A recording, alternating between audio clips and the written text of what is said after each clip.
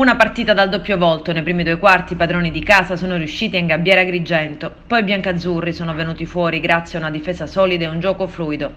Coach Ciani ritrova Dimitri Sousa, debutto per il brasiliano con la maglia biancazzurra. Agrigento in partita recupera lo svantaggio, pareggia e poi vince il Biella con il punteggio di 61-63. Sono ovviamente molto soddisfatto per questi 2 punti, commenta il coach biancazzurro Franco Ciani, perché non è mai stato facile vincere in trasferta e tantomeno in questo palazzetto. Abbiamo avuto due facce, siamo stati troppo soft all'inizio e noi non possiamo permetterci di essere contemplativi, dobbiamo essere sempre attenti e concentrati al massimo. Mi è piaciuta invece molto, continua Ciani, la reazione che abbiamo avuto nella seconda parte della partita, dove abbiamo finalmente messo in campo la giusta attenzione e voglia di fare. Dopo una reazione così sarei stato contento anche se avessimo perso, continua, e poteva succedere nel finale, punto a punto. Da vittorie come questa si torna con convinzione ed entusiasmo, sicuramente rinforzati, conclude Ciani.